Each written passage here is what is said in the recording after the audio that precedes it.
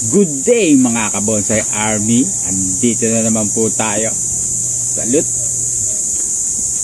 Sana po habang pinapanood nyo to, ang video po ito ay nasa mabuti kayong kalagayan. Po. Maraming salamat pa rin po sa panonood nyo sa aking YouTube channel.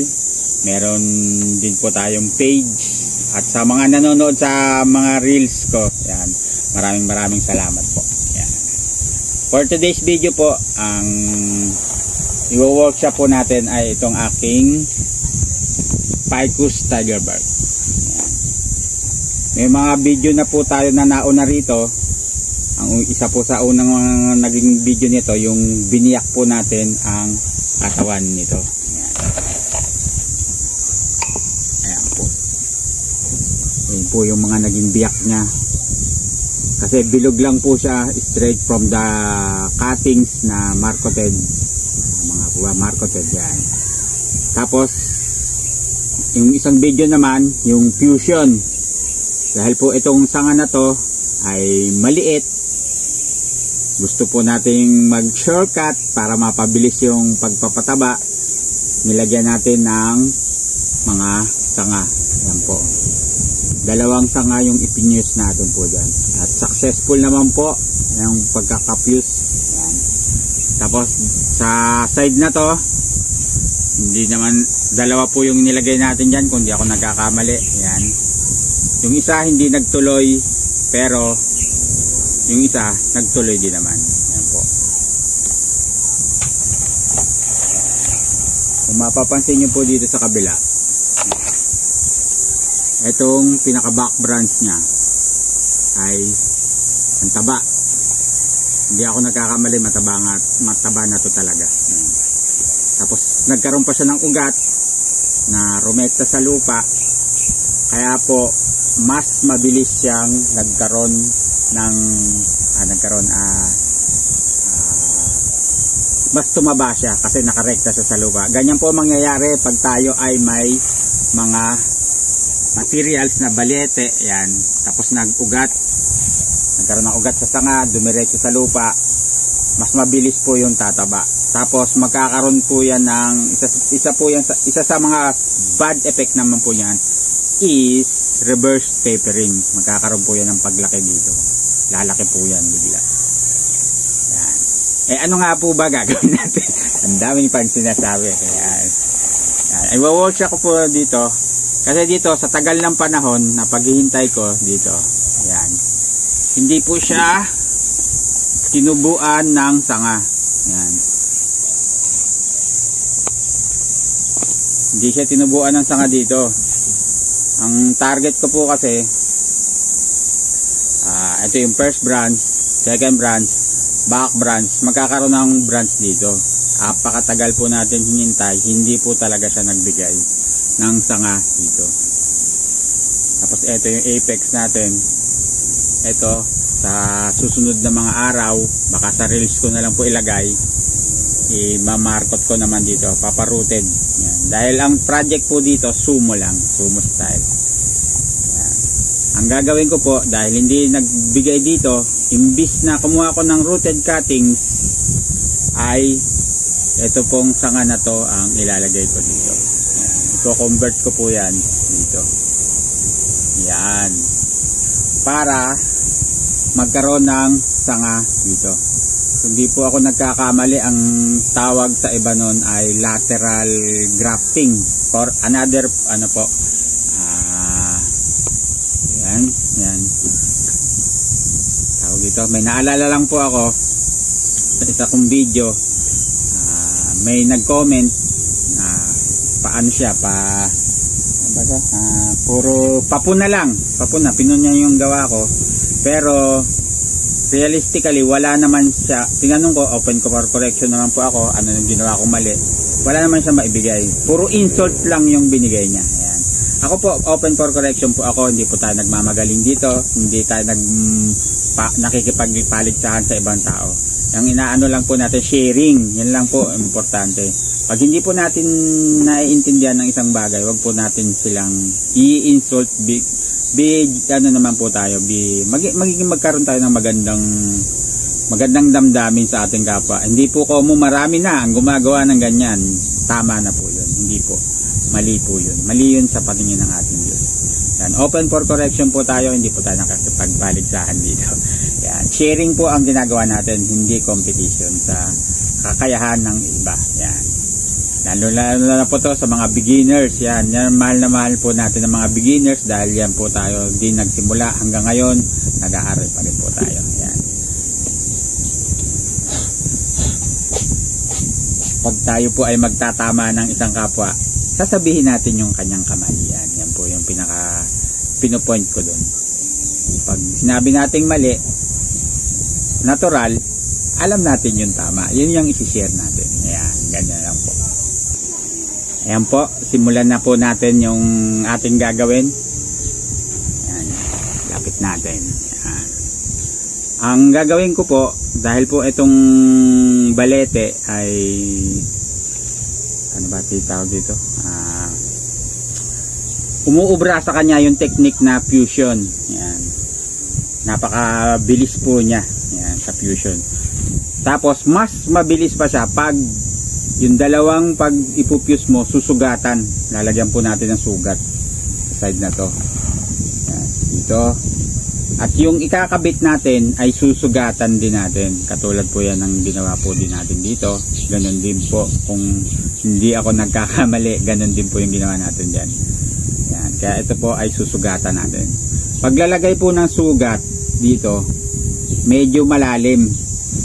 Para pag ipinatong po ito, hindi nakaangat. Kumbaga, parang magiging nakaano siya, medyo lapat. Para hindi ginawa man natin yun yung lateral grafting na yun, hindi siya sobrang halata.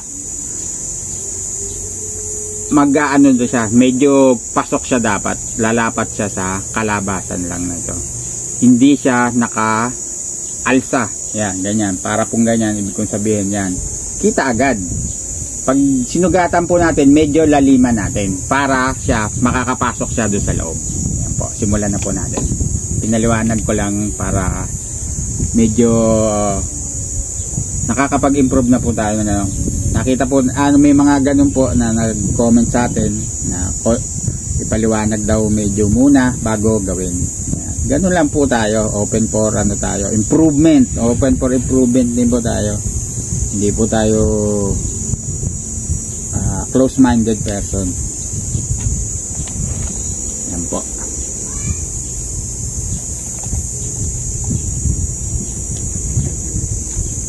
We improve for the good, not for the worst. Yan.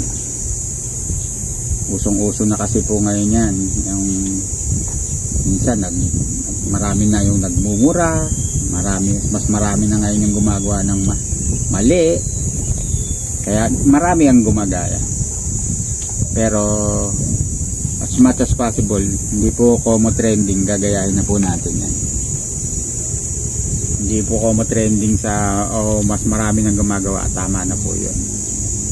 Ayan. Ayan. Ano ba ilalagay ko? Ito. Ayan. Medyo nakaangat pa. Babawasan pa po natin. Iharap ko lang sa akin.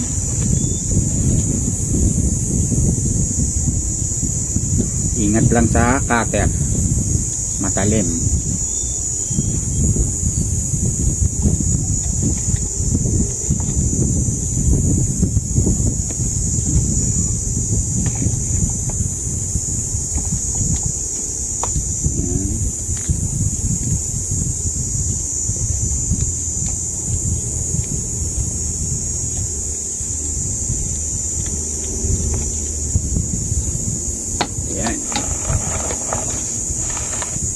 Ayan po. Medyo may kalaliman. Ayan. Ganyan po ang mangyayari dyan. Gitna nga natin. Ba't ba nakagilid? Ayan. Ayan po. Almost 1 inches. So, para Pag dumating yung point na nag-fuse na to, pag kinat po natin dito sa mababa at nag-heal naman to, medyo ano naman, hindi ganun ka, ano ba tawag to? Nakaumbok. Ayan, sa amin po sa Tagalog, nakaumbok, nakaalsa, nakaganon. Medyo lapat. Ayan, laliman pa nga natin konti ito. Ayan. Ayan. Pwede itong maliit, pero ito ng malaki gawin ko. Ayan. Ayan po. Ganyan po ang mangyayari dyan. Ayan. Tapos pag nag-fuse na siya, pwede na siyang i-wire para makapunta rito. Kasi ito naman, pag yan lumaki na, putol na yan. Ayan po. Ngayon naman ay susukatin ko yung tatamaan. Yan, dito siya tatama. Susugatan po natin yung part na yan.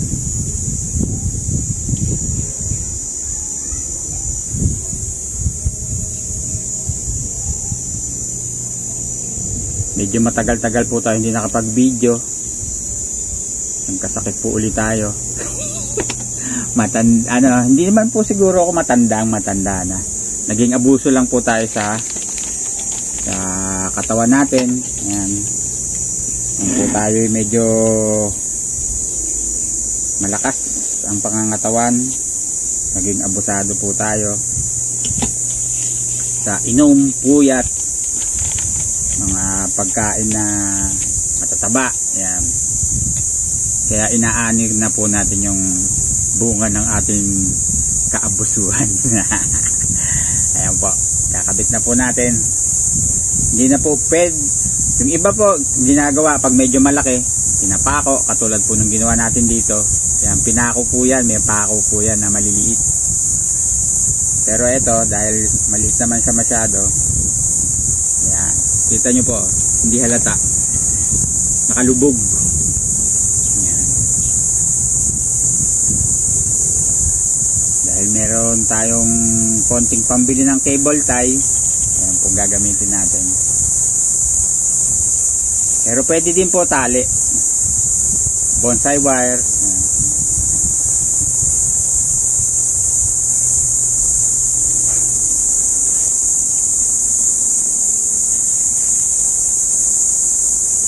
Ayan. Sa baba.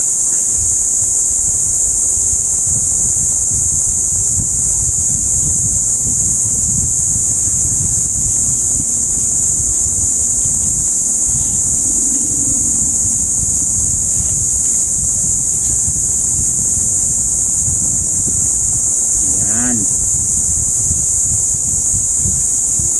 Medyo maluwag. Lagyan natin ng ipit. Dali po, kukuha tayo ng pwedeng iipit. Yan po, nakakuha tayo ng toothpick. Gamit na. Ilalagay ko po dito sa para makita. Yan. Kasi medyo maluwag yun. Pag magpupuse po tayo, mainam, medyo may kahigpitan. Yan. Hindi naman sobrang higpit na higpit. Mahigpit lang para may lapat para pag nag-fuse po yan mas mabilis. Hindi po katulad nung pag maluwag, siyempre mag-e-expand pa yon, mag-e-expand. Pero pag may nakalapat, hindi yan, mas mabilis siyang magdidikit, mag-fuse. Yan, yun, yan po. Sagad na natin sa baba. Yan. Yan po. Tapos eto, ito naman na to. Ayan. Dahil medyo humiwalay pa, lalagyan po uli natin ng cable tie para magdikit naman to. Ayan. Nagkamali ako ng bukas. Sumisigaw na naman. Madalag na rin tayo makatempo ng panahon na walang sumisigaw. Yeah. adjust na lang din tayo.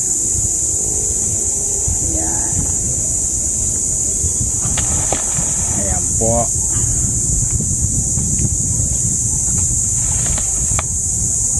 Gupitin natin to.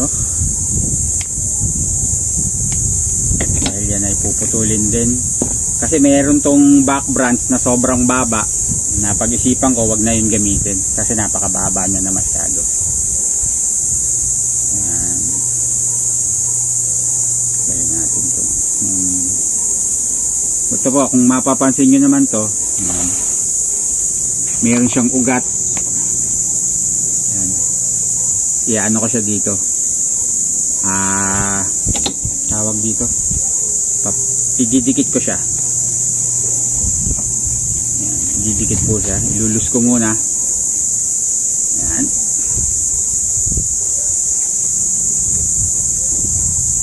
Yun. Ayan. Para maging part siya nung katawan.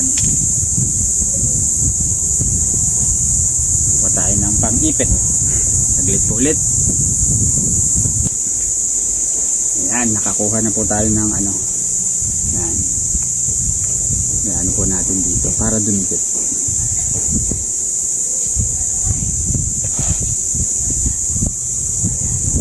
Ayan.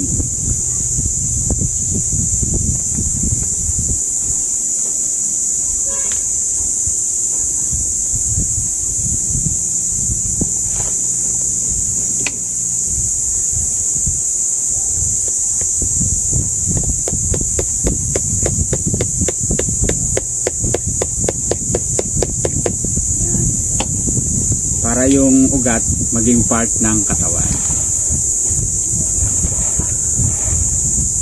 Ito po, isa pa. Yan. Putulin ko na para maisumiksi yung video. Ayan po, nalagyan na natin. Ayan. Para yung ugat dumikit din sa katawan. Medyo nag-lean ano siya, oh. Naka-straight to dati. Dahil dito sa mga ugat na to, dumiretso sa luba. Pinupuwersa niya yung puno, ganun. Kaya reposition uli natin. Yan, ganyan lang.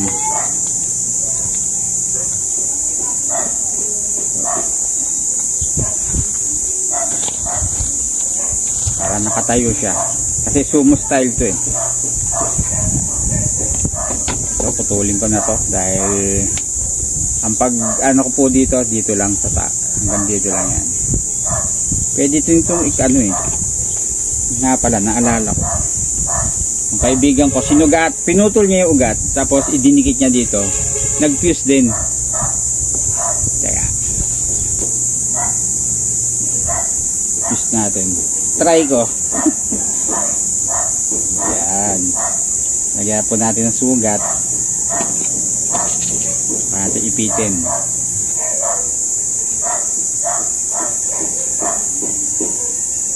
Oop, nahugot.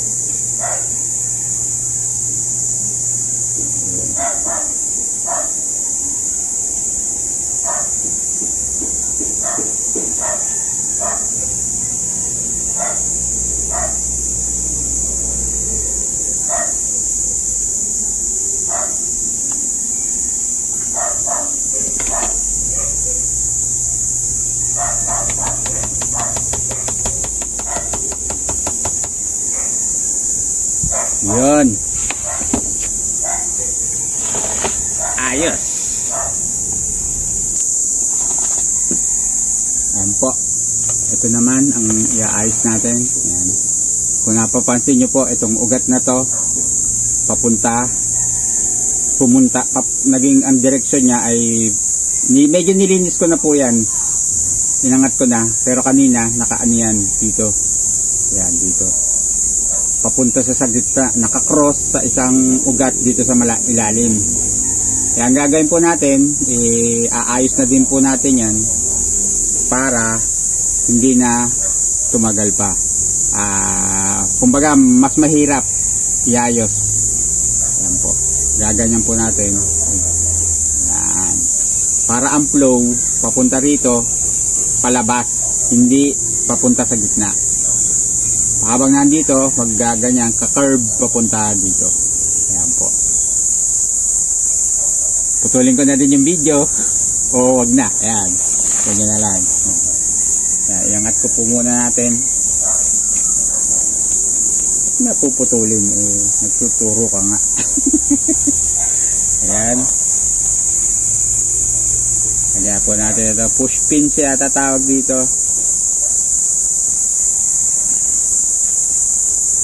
Turo pinuputol. Ayan. Ayan. Hindi na nagpunta sa gitna. Tapos tong mga root hairs, importante po yan sa isang halaman. Babaon po uli natin. Ayan. Yun.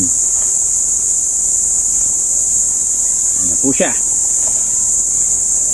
At dyan po nagtatapos ang ating pag-workshop sa bonsai material na to. Hindi pa po yan bonsai material pa po lang yan. Ayan po. Kaya po sana po ay may na-share na naman po ako sa inyo kahit pakapra-kapraso, paunti-unti. Ito pong gantong technique, pwede din po yan sa tugas. May ginawa na din po ako dyan. Baka sa mga ibang araw. I-video ko na din po yon, yung nag-fuse na kasi dito ng maayos, kakat na po natin dun sa pinakamababa niya. Kaya po ulitin ko po, tayo po ay nag-share ng natututunan din natin. Yan po ay hindi natin basta inimbento lang.